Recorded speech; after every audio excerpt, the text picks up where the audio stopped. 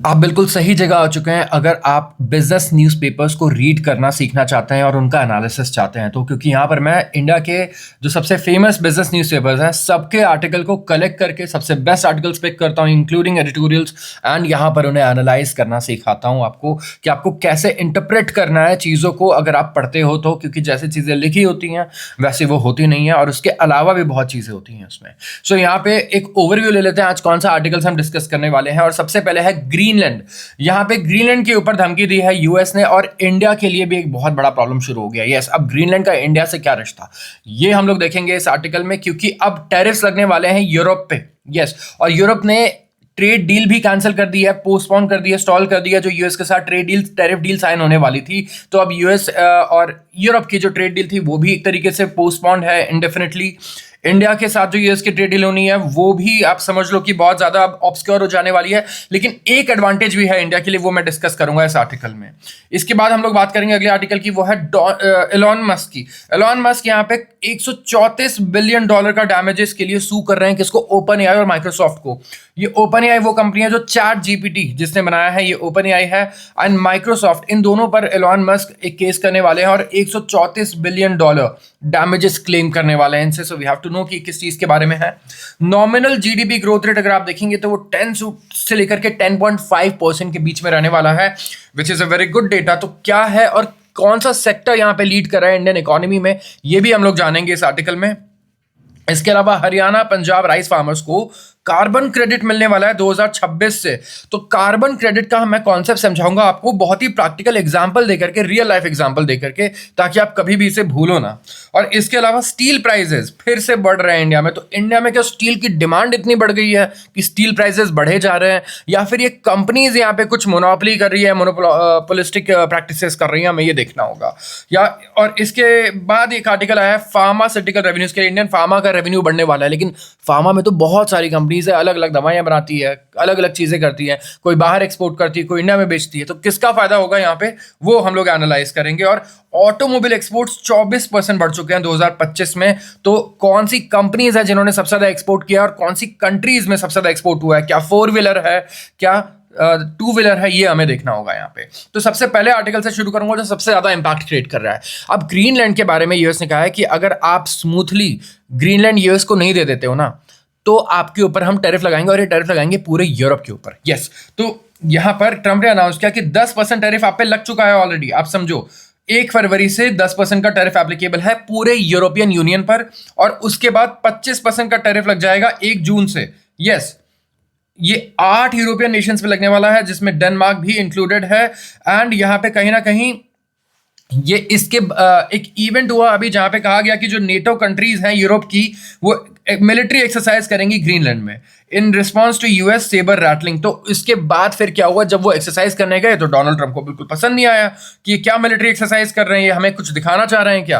तो इसके बाद क्या हुआ, इन्होंने कहा कि अब हम आपके ऊपर टैरिफ लगाएंगे, अब आपके ऊपर भी टैरिफ एप्लीकेबल है। तो ये बहुत ही ज्यादा अनप्रेडिक्टेबिलिटी ले आ रहा है। मैं बताता हूं क्यों। ये इसीलिए है क्योंकि यूएस और यूरोप अभी ट्रेड डील साइन करने वाले थे इसी साल, लेकिन उसमें यह था कि यूरोप 0 टैरिफ कर देगा यूएस के लिए। यस, यूरोप ने कहा कि मैं आपके लिए 0 टैरिफ कर दूंगा अगर यूएस से कोई भी सामान मेरे आ रहा है, और यूरोप से भी कोई सामान जा रहा है यूएस, उस पर 0% टैरिफ हो जाए। तो ये डील होने वाली थी। अब ये डील अगर साइन भी कर लेते ये, तो इसके बाद फिर से ये 10% और फिर प्लस 25% और टैरिफ लग जाता है इनके ऊपर। तो क्या होता है, ये डील जिसमें इन्होंने 0% टैरिफ की है, ये तो वेस्ट हो जाती, क्योंकि यूएस इन पे फिर टैरिफ लगा देता किसी और मुद्दे पे। तो यूरोपियन यूनियन का भी ये कहना है कि हम टैरिफ डील साइन करके फायदा ही क्या है हमारा, जब आप टैरिफ फिर बढ़ा दोगे 2-3 महीने बाद, फिर 6 महीने बाद और कुछ हम साइन करेंगे, फिर आप बढ़ा दोगे टैरिफ। तो ये तो कोई फायदा नहीं है, ये तो इनफाइनाइट डेफिनेटली चलता रहेगा। तो कहीं ना कहीं इससे समझ में आता है कि डोनाल्ड ट्रंप एक्चुअली किसी से टैरिफ वगैरह डील साइन करने के मूड में है नहीं, ठीक है। और अगर साइन भी कर लेंगे उस डील की कोई मतलब ही नहीं है, उसके बाद वो और टैरिफ बढ़ा देंगे, क्योंकि वर्ड्स, डील्स, अग्रीमेंट्स का कोई मीनिंग ही नहीं है अब जियो पॉलिटिक्स में। अगर आप देखोगे इंटरनेशनल रिलेशंस में जितने हमने मैरिटाइम एग्रीमेंट्स किए या बायलैटरल एग्रीमेंट्स किए, फ्री ट्रेड एग्रीमेंट्स किए, यूएस सारी चीजों को फाड़ करके फेंक चुका है। और अगर वो करता भी है तो तुरंत पलट भी जाता है साइन करने के बाद। तो इन चीजों का कोई मीनिंग अब नहीं रहा है।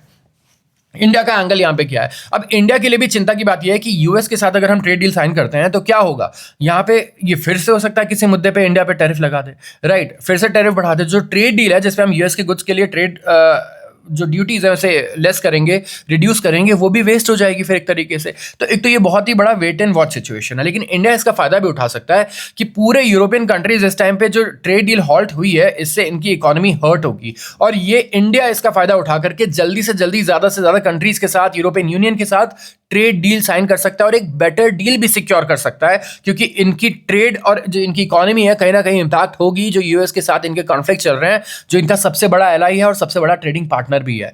तो इसका फायदा इंडिया कैसे उठाएगा ये इंडिया को देखना है। बट आगे यहाँ पे लिखा है कि यहाँ पे यूनाइटेड पुशबैक रहने वाला है यूरोप की तरफ से, एंड एक यूनिफाइड यूरोप जो है वो ग्रीनलैंड इशू पर आ चुका है एक साथ, ठीक है। तो ट्रम्प का जो टैरिफ है वो Denmark, Norway, Sweden, France, Germany, UK, Netherlands, Finland, इन सब पे अप्लाई होने वाला है, क्योंकि प्रोटेस्ट हो रहे थे अक्रॉस डेनमार्क, एंड यहाँ पे यूएस कंट्रोल को ये कंप्लीटली ये अपोज कर रहे हैं कि यूएस का कंट्रोल तो होना ही नहीं चाहिए ग्रीनलैंड पर। तो हम ईरान की बात नहीं कर रहे हैं यहाँ पर, ये डेनमार्क है इनका ये कहना है।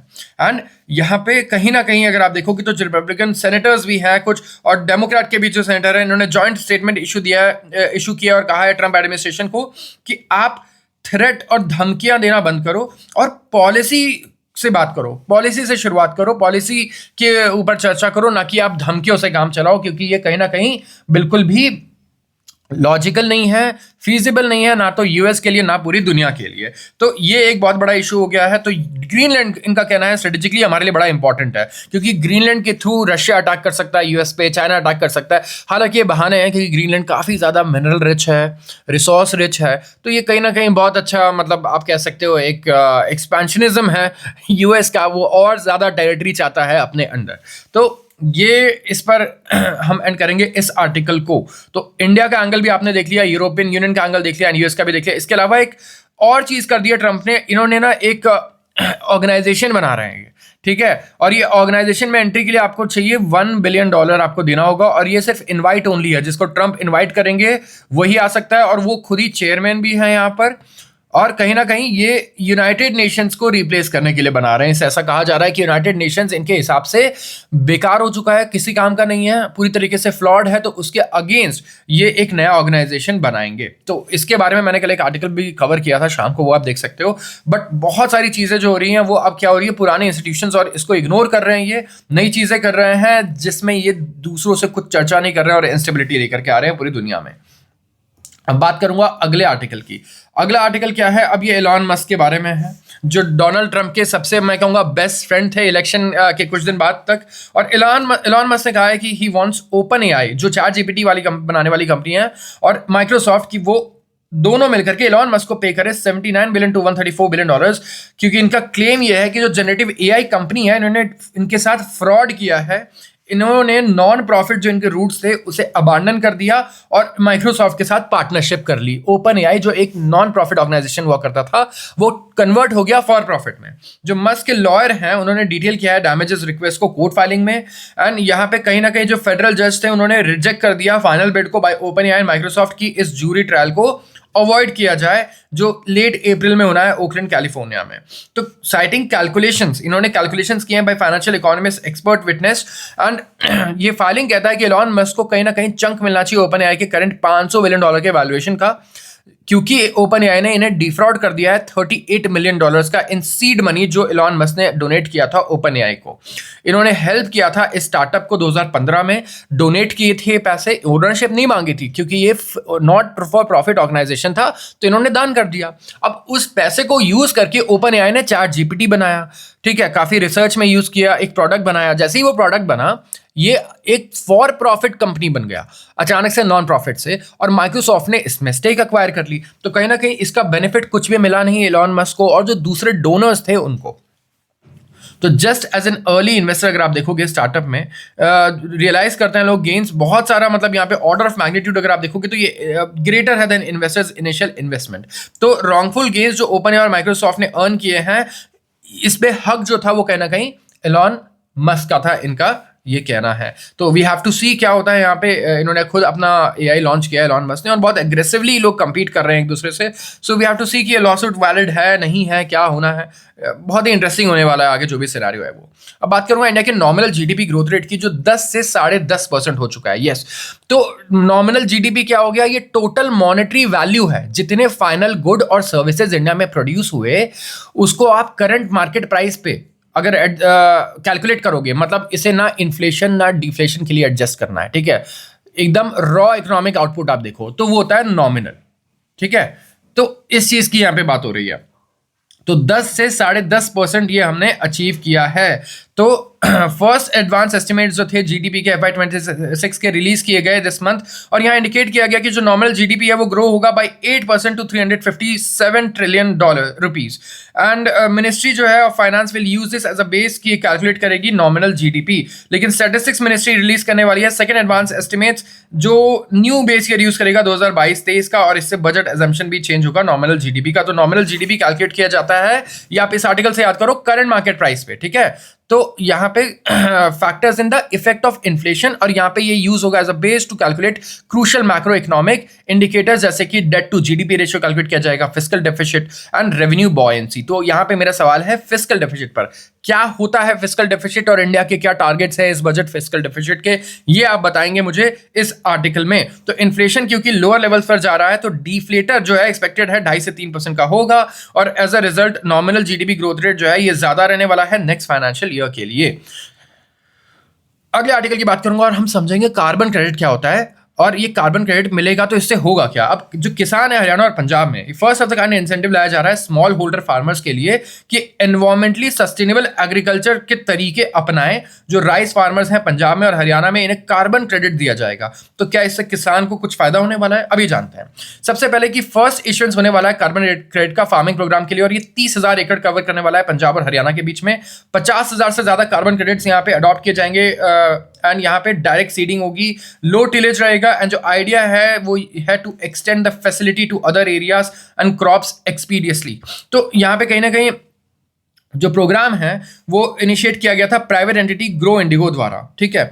एंड यहाँ पे होगा क्या कि सॉरी, यहाँ पे एक्सपेक्टेड है कि जो कंपनी है वो सबसे पहले तो एग्रीगेट करेगी क्रेडिट को, उसके बाद इसको बेचेगी बायर्स को, क्योंकि किसान को क्या पता कहाँ बेचना है। कार्बन क्रेडिट एक सर्टिफिकेट की तरह होता है, समझो आपको मिल गया, क्यों? क्योंकि आपने ना पोल्यूशन नहीं किया, आपने एनवायरमेंटली सस्टेनेबल चीजें करी, ठीक है। तो आप क्या कर रहे हो, आप एक तरीके से CO2 को कम कर रहे हो, आप ज्यादा ग्रीनरी बढ़ा रहे हो, क्लाइमेट चेंज को आप बेटर कर रहे हो, एक्चुअली इंप्रूव कर रहे हो सिचुएशन को, तो आपको एक क्रेडिट मिलेगा एक पर्टिकुलर लिमिट पर। अब वो क्रेडिट जो है उसे आप बेच सकते हो, लेकिन आप कहाँ बेचोगे? तो एक कंपनी है वो आप उसको दोगे, वो बेचेगी, और बाकी 75% रेवेन्यू वो आपको दे देगी, जो भी बेच करके मिलेगा उसका, ठीक है। आप समझ रहे हो? तो आपको क्या मिल रहा है यहाँ पर जो 75% रेवेन्यू है जो अर्न किया जाएगा क्रेडिट से, वो फार्मर्स को वापस चला जाएगा। तो ऑडिट जो है वो कंप्लीट हो गया है इस प्रोग्राम का under carbon standard Verra protocol, जो global voluntary green house gas reduction programme है।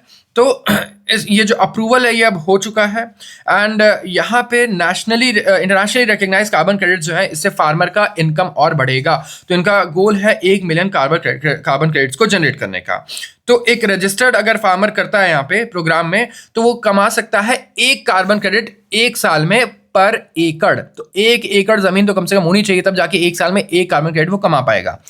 एक कार्बन क्रेडिट की वैल्यू कितनी होती है? $10 से $40, मतलब कि मैं कह सकता हूं 900 रुपए से करीब करीब 3600 रुपए। और अगर आप 1 टन कार्बन एमिशन, मतलब कार्बन डाइऑक्साइड को अगर आप 1 टन कम कर रहे हो ना, तो आपको कितना मिल रहा है? 1 कार्बन क्रेडिट की मिल रहा है, जिसकी वैल्यू आज 900 से करीब करीब 3600 रुपए 4000 रुपए के करीब आसपास है, ठीक है। तो आप ये देखो कि या 4000 रुपए के आसपास, I'm सॉरी मैंने गलत बोल दिया, 1000 से 4000 के बीच में एक ये आपको मिलता है 1 टन CO2 कम करने पे। और अनुमान लगाया जा रहा है कि 1 एकड़ जमीन पे अगर 1 साल आप काम करोगे तो आपको एक यहाँ पे कार्बन क्रेडिट मिलेगा, अगर आप सस्टेनेबल प्रैक्टिसेस अपना रहे हो तो ये करीब 1 लाख फार्मर्स के साथ एंगेज हैं अक्रॉस 1 मिलियन एकड़ पंजाब और हरियाणा में। वो कंपनी ये बेचेगी और इसका 75% पे करेगी किसको? किसान को। तो कार्बन क्रेडिट्स बेसिकली क्या है? आप पैसा कमा रहे हो एनवायरमेंट फ्रेंडली चीजें करके, ठीक है, कार्बन डाइऑक्साइड एमिशन को कट करके, तो ये सिंपल फंडा है। अब स्टील प्राइसेस इंडिया में बढ़ गए हैं, राइजिंग एक्सपोर्ट्स भी यहाँ पर हैं, तो जो सेफगार्ड ड्यूटी लगाई गई इससे अपटिक आया है एक्सपोर्ट्स में, और जो इंक्रीज इन इनपुट कॉस्ट है वो भी स्टील प्राइसेस को ऊपर लेकर के जा रहे हैं। तो यहाँ पे 500 से 750 टन पर टन कहीं ना कहीं स्टील के दाम बढ़ा दिए गए हैं काफी सारे मिल के द्वारा, और ये सेकंड प्राइस हाइक है इस मंथ दूसरी बार स्टील के दाम बढ़े हैं, मैं बता दूं आपको। एंड मल्टीपल फैक्टर्स है जिसकी वजह से प्राइस पुश आ रहा है। एक तो स्टील प्राइस बढ़ रहा है कॉस्ट की वजह से, कॉस्ट बढ़ गया है इंपोर्ट स्पेसिफिकली। अगर आप देखोगे जैसे कोक प्राइसेस बढ़े हैं, रुपया वीक हुआ है, तो रुपया वीक हो गया तो कुछ भी हम इंपोर्ट करते हैं वो महंगा हो गया, क्योंकि हमें पे करना है किसमें, पहले हम 89 पे कर रहे थे, अब हमें 91 पे करना पड़ रहा है, क्योंकि $1 की वैल्यू तो भाई अब ज़्यादा महंगी हो गई है, तो वो सामान सेम सामान हमें 10% 20% महंगा मिल रहा है। दूसरा यहाँ पे अगर आप देखोगे तो सॉरी जो इंडिया अगर आप देखोगे तो फास्टेस्ट ग्रोइंग इकोनॉमी है अक्रॉस द वर्ल्ड, तो ग्रोथ मार्केट जो है सारे स्टील प्लेयर्स के लिए कहाँ पे है, इंडिया में है, और डोमेस्टिक डिमांड जो है वो हेल्दी रही है लास्ट ईयर, और सारे एडिशनल सप्लाई को भी एब्जॉर्ब कर लिया गया है, तो कहीं ना कहीं कोई ओवर सप्लाई जैसे इशू भी नहीं है। साउथ ईस्ट एशिया में अगर आप देखोगे तो एंटी डंपिंग कर्व्स लगे हैं चाइना पर, तो यहाँ पे कहीं ना कहीं ग्रेजुअल रिटर्न होगा to West Asia after a nearly 2 year, is further helping ease the demand supply gap at home. तो इंडिया में ओवर सप्लाई का इशू अब नहीं है, क्योंकि हमने बाहर से जो सप्लाई आ रहा था उस पर भी कहीं ना कहीं सेफगार्ड ड्यूटी लगा दी, तो इसे भी हम लोग कंट्रोल कर रहे हैं। इसके अलावा इलारा कैपिटल रिसर्च रिपोर्ट का कहना है कि इंडिया के जो स्टील एक्सपोर्ट्स है वो बड़े हैं, कार्बन बॉर्डर एडजस्टमेंट मैकेनिज्म ये भी किस चीज़ के लिए होता है, कार्बन क्रेडिट्स के लिए होता है, इसके वजह से प्री बाइंग भी हुई है, तो प्राइस ऐसे ही रहने वाला है क्या स्टील का। अब इंडस्ट्री ने तो record capacity addition 15 metric tonne का यहाँ पे ऐड किया है पास 3 से 4 क्वार्टर में, और 5 मिलियन टन जो है 5 मिलियन टन जो है एक्सपेक्टेड है ये आ जाएगा बाय एंड ऑफ FY26। तो कहीं ना कहीं सप्लाई भी बड़ी तेजी से बढ़ाया जा रहा है, बट यस इंडिया क्योंकि फास्टेस्ट ग्रोइंग इकोनॉमी है तो डिमांड भी हम लोग देखेंगे कि ये रहने वाला है। एंड स्टील प्राइस के अगर आप ट्रेंड देखोगे तो आप ये देखो प्राइस का ट्रेंड कैसा रहा है, कितने बड़े बड़े डिक्लाइन भी आए हैं, कितने बड़े बड़े फिर इंक्रीमेंट भी अब आ सकता है, हमें देखने को लग रहा है इस टाइम पे। अगर ग्रोथ ऐसे ही रही और इस टाइम पे अगर फॉरेन से जो सप्लाई आ रहा है उसको अगर हमने होल्ड करके रखा तो कहीं ना कहीं ये काफी बढ़िया आगे स्टील प्राइसेस में हमें जंप देखने को मिल सकता है। सारे मेटल्स पूरी दुनिया में चल रहे हैं, प्रेशियस मेटल्स तो चल ही रहे हैं, बेस मेटल्स भी अब ऊपर जा रहे हैं, कॉपर वगैरह जैसे, तो हो सकता है स्टील भी उसी हाइप में कहीं ना कहीं थोड़ा ऊपर जाता हुआ हमें नजर आए। अब डोमेस्टिक सेल बूस्टर हुआ है फार्मा रेवेन्यूज के लिए।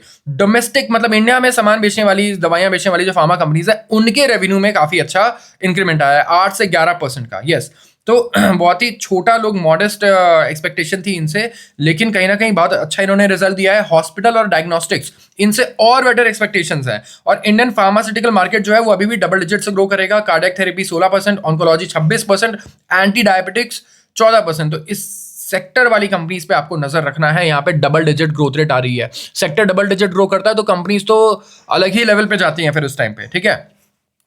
यूएस मार्केट में अगर आप देखेंगे तो इतना कुछ नहीं हो रहा। देखिए यूएस मार्केट कहीं ना कहीं अभी थोड़ा वीक नजर आ रहा है, क्योंकि बहुत सारे यहाँ पे अनसर्टेनिटीज है और बहुत ही सारे मतलब चीजें आप देखोगे तो एकदम आप प्रेडिक्ट ही नहीं कर सकते, अनप्रेडिक्टेबल है। तो इंडियन डोमेस्टिक सेल्स जो है उस पर फोकस करने वाली कंपनीज ने बेटर रिटर्न दिया है एज कंपेयर टू वो कंपनीज जो यूएस को एक्सपोर्ट करती है अपना सामान।